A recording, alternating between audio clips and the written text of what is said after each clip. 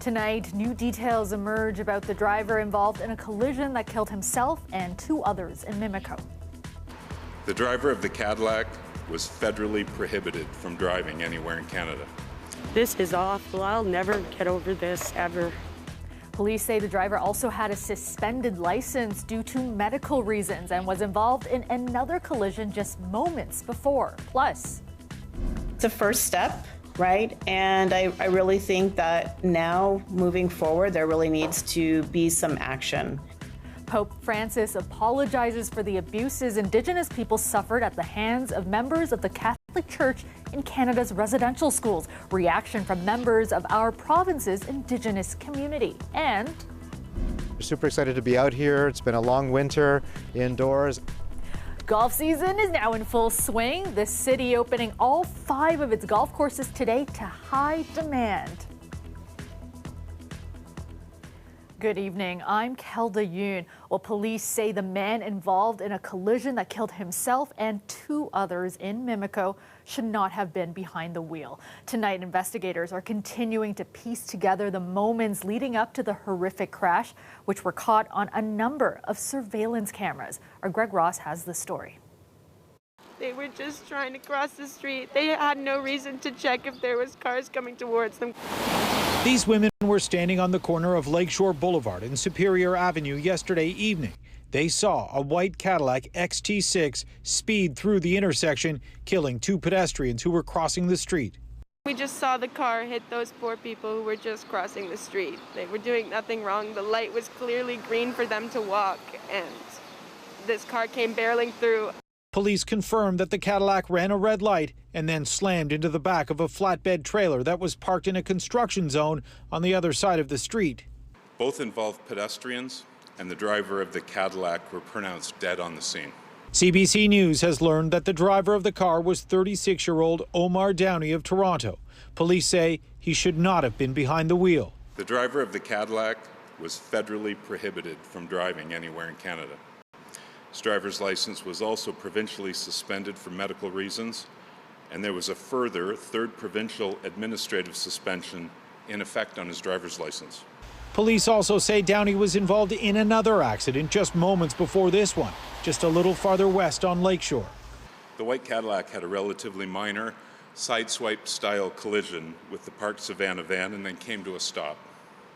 Witnesses to that collision attended to the driver of the Cadillac and have reported to the police that they believe the driver was having a seizure and was unresponsive. Police say Downey was taken from the car by witnesses of that accident, but he got right back in. This cell phone video shows him leaving the scene before police arrived. I can tell you that from the time of that collision to the time that the driver left that scene was approximately 12 minutes. One of the victims was a 75-year-old man. CBC has confirmed that the other victim was 43-year-old Kelly Hamilton. A GoFundMe page has been set up in her name. She was the mother of 2 children. Today, others who live in the neighborhood came by to pay their respects. So I just came put some flowers. This is awful. I'll never get over this, ever. Greg Ross, CBC News, Toronto. The mother of a recent hit-and-run victim is telling her story tonight. She hopes someone may be able to shed some light on what happened almost 2 weeks ago when a driver left her daughter and another young woman severely injured. Lorena Redicop has that story. 26-year-old Melody Mustache, seen here with her brother, was walking across the street when she was hit by a vehicle. Her mother, Laura, found out when she tried to call her daughter and a nurse answered. The nurse, was telling me, about her being at the hospital, and I freak out because, she could be dead. She says her daughter has a skull fracture and a traumatic brain injury. She's fighting to get better, having all those injuries that she's always in pain, just like that. She cannot be herself. She's always in pain. We don't know the extent of the damage that it's going to be in her future, Who knows? Police still haven't found the driver who hit her, but say the investigation continues. It was 2 weekends ago in the intersection at Bathurst and Niagara. Police say it happened just before 3 a.m. on March 20th. Two women were walking in this crosswalk when a white pickup truck had just made a left turn and hit them both. It took off in this direction. Police released photos of the vehicle a week ago, describing it as a 2015 to 2019 Chevy Silverado short cab. He left them for dead. Laura Mastache hopes someone might recognize the vehicle or have seen what happened and call police. The other young woman hit was also rushed to hospital. Just to find this person, heartless person who did this to my daughter and the other girl. She says her daughter is sweet, loves to travel, and is a good sister to her other daughter who has autism and epilepsy. She did receive some good news today. Her daughter was moved from hospital to a rehab center, but she'll likely face months of recovery. Lorenda Redicop, CBC News, Toronto. Pope Francis apologized today for the abuses Indigenous people suffered at the hands of members of the Catholic Church in Canada's residential schools. I ask for God's forgiveness, and I want to say to you with all my heart, I am very sorry, and I join my brothers, the Canadian bishops, in asking your pardon. Francis made the historic apology at the Vatican after several days of discussions with First Nations, Inuit and Métis delegations. Chief Gerald Antoine, who led one of the delegations, called the move long overdue and described it as a first step on the path of reconciliation. Residential schools, which operated for more than a century, was part of government policy to assimilate Indigenous children. The Catholic Church was in charge of almost 2/3 of those institutions. Now, for some, the Pope's words are an important step, but just the first step in a long-sought reckoning. Chris Glover has reaction from members of Ontario's Indigenous community. Michelle Shenandoah of the Haudenosaunee people gave this baby carrier to the Pope yesterday to keep overnight. These are straps as well that would go around a baby, but you can see there is no baby there. It was meant as a reflection point for him of all the souls destroyed from residential schools in Canada.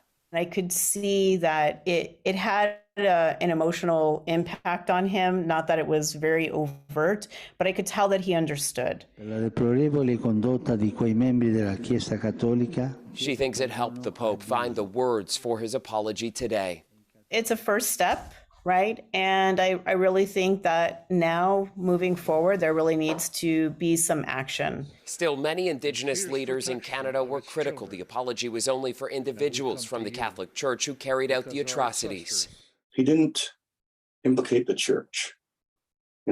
It's not admitting that the church and its beliefs and systems are at fault in any way, and they were.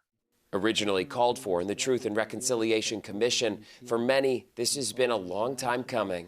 I think that for years there has been a move to prevent the head of the Catholic Church from apologizing to First Nation, Métis, and Inuit people.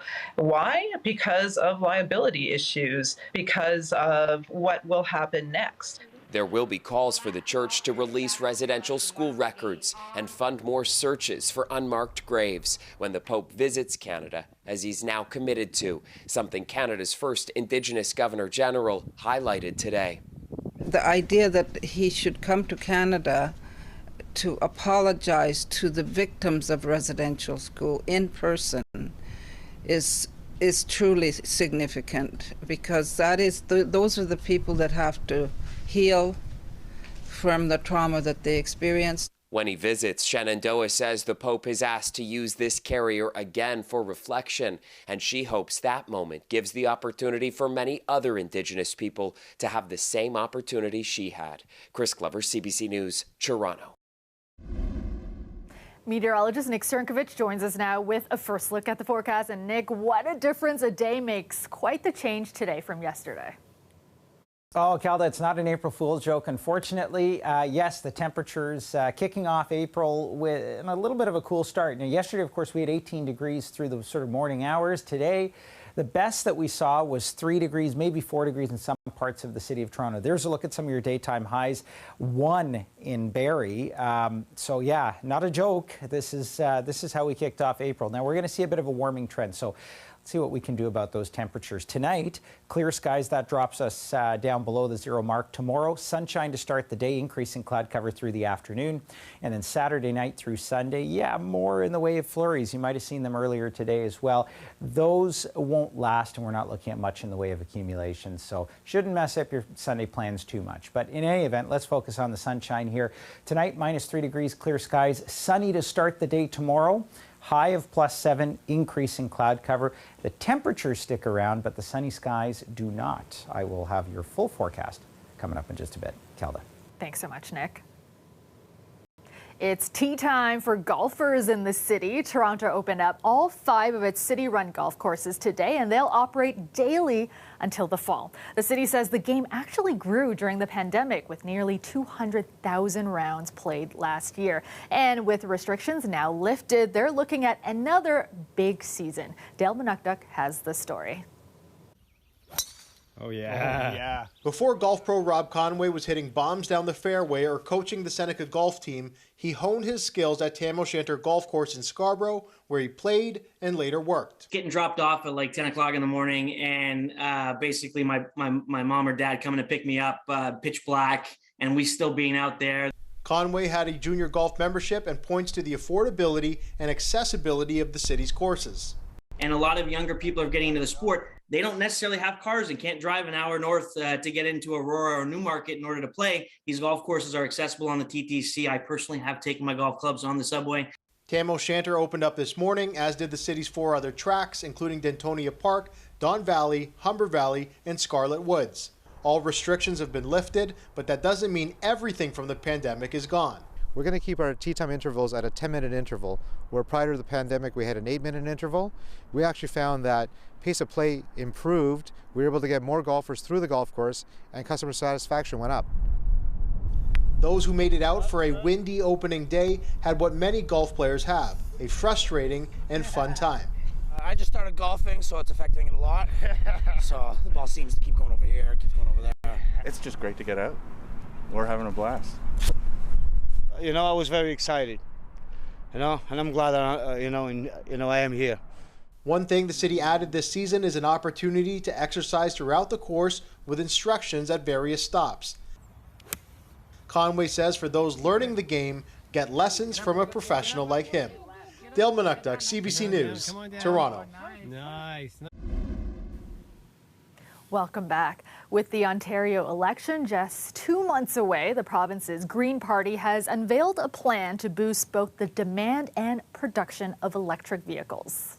Ontario is well positioned to be a global leader in the new climate economy. We can lead the world in manufacturing electric cars, electric bikes, and electric transit vehicles. The strategy pledges to work with Indigenous communities in the mining for minerals required in electric vehicle production. It also promises a rebate for fully electric vehicles and includes a pledge to cover a year of college and 1 year of a paid apprenticeship for 60,000 students entering the green workforce. The price tag for the Greens plan, an estimated $11.7 billion over 4 years.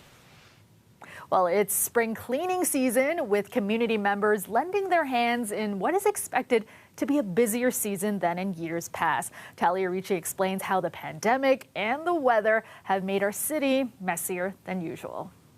It'll just be... It's not one of the more glamorous group activities to make a comeback, but the city says it's an important one. We've been on a hiatus due to the pandemic. Individuals have gone out on occasion. We've heard of people going out, but the City of Toronto has not organized any cleanup events due to the pandemic. So we're back this year, which is so exciting. The Clean Toronto Together campaign is on the list of events the city's launching again for the first time since 2019. It's happening alongside the city's own spring cleaning operations. There's about 1,000 staff, multi-divisional, various divisions across the city, 150 pieces of equipment that we have out on the road, and it starts now in April. Since the pandemic started, masks have been added to the usual pieces of garbage spotted on the ground. Throw in an extra cold and snowy winter, and you've got a melt revealing a big mess. It's pretty standard for us every year. We see this, but we usually are able to stay on top of it throughout the winter months when we get a thaw. We just didn't have a thaw this year. Groups like Park People, which advocate for city parks, say way more people have also been using these spaces. And that didn't help with the trash situation either. With use comes, unfortunately, misuse.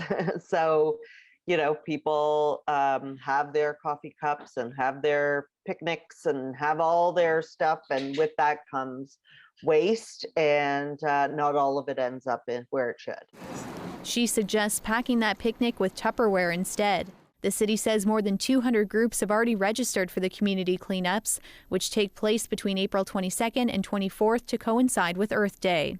It's an effort Lastman says accomplishes much more than just making the parks prettier. Even though picking up garbage can seem like the least fun thing in the world you could ever imagine doing, it actually builds a kind of a connection to a park. It's like once you've cleaned a place, you are much more likely to care about that park, to be less likely to drop litter in the wrong spot. The goal is to leave the park a little better than how you found it. Talia Ricci, CBC News, Toronto. And you are looking at a live shot of the Toronto skyline. Partly cloudy tonight, becoming clear overnight. The temperature currently sitting at 1 degree in the city. Let's go back to Nick now with a look at your full forecast. And Nick, warming up a little bit tomorrow. Yeah, Kelda, we've got warming temperatures for tomorrow. The mild weather anyway, the more seasonal temperatures are going to stick around. But as I mentioned off the top, we do have rain that's going to move in, and that's going to stick around for a little while next week. Here's a look at your weather headlines. Warming up, that's not a joke. We've got a few flurries still, sort of early morning Sunday, and then April showers for next week, and we'll see a few days of some good rainfall. Let's talk temperatures first, though. Average temperatures for this time of year for April, or at least April 1st, 9 degrees, overnight lows 1 today. Didn't do too well. 3 degrees and 0. So it was that daytime high that we've got to do something about. We will tomorrow. Temperatures are going to come up. That comes after clear skies tonight. Tomorrow, increasing cloud cover. So morning sunshine. Cloud cover as we move through sort of the mid to late afternoon hours. It's part of a weak system that'll push across. Saturday night into Sunday morning, we're looking at some flurries as temperatures hover right around the 0 mark. And then Sunday, again, some wet flurries, maybe a few light rain showers, but that's really about it. Begins to clear out as we move through Sunday night, and then Monday's not looking too bad. We're not talking about accumulations here. I mean, across the board, a couple millimeters down in southwestern Ontario, the GTA, maybe 1 millimeter of rainfall in terms of the snow flurries. Nothing really accumulating here, perhaps a little bit up toward the north, but nothing for the GTA. For tonight, temperatures below the 0 mark, -3 degrees down in Windsor, partly cloudy skies, -6 in London. Golden Horseshoe, similar, with temperatures down around -3, -4, and clear skies as we move through the overnight period. Tomorrow, high of +7. In fact, we've got 777s here, with a few flurries or wet flurries on Sunday. Clears out for Monday, mix of sun and cloud. Tuesday looks pretty nice at 9 degrees, but Wednesday, Thursday, and Friday look to be some pretty rainy days for the city of Toronto. Kelda. Thanks so much, Nick.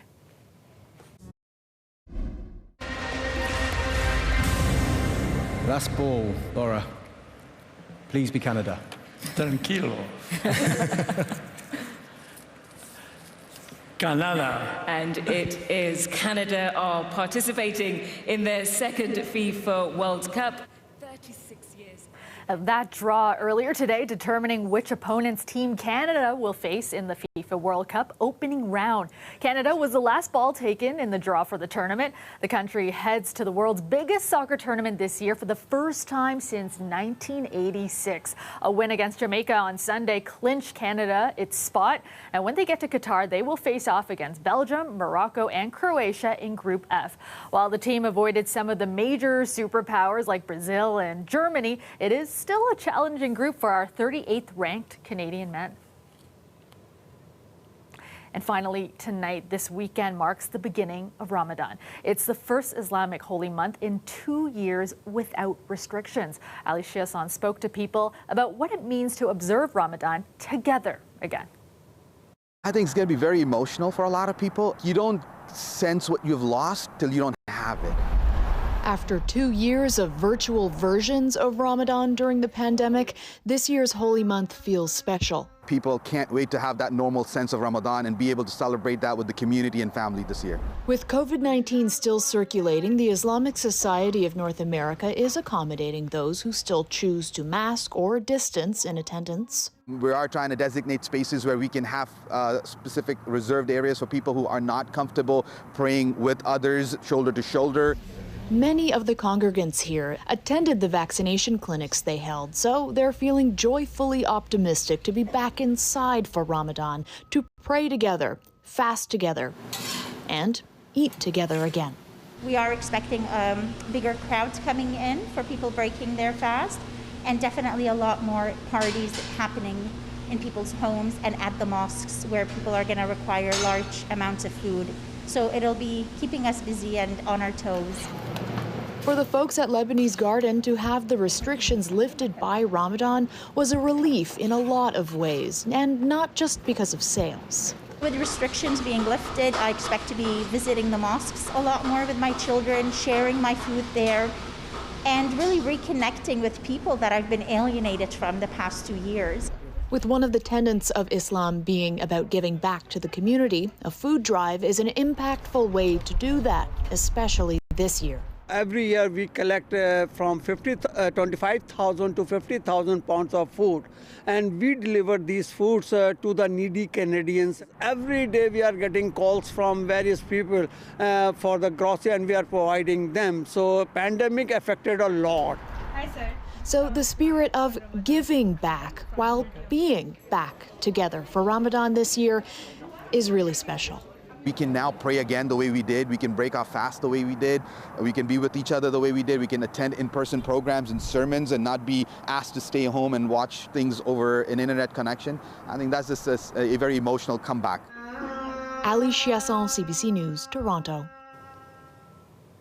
And that is our show for you tonight and for the week. Thank you so much for watching. Shannon Martin has you covered this weekend, and I will see you back here on Monday. Have a great weekend, everyone.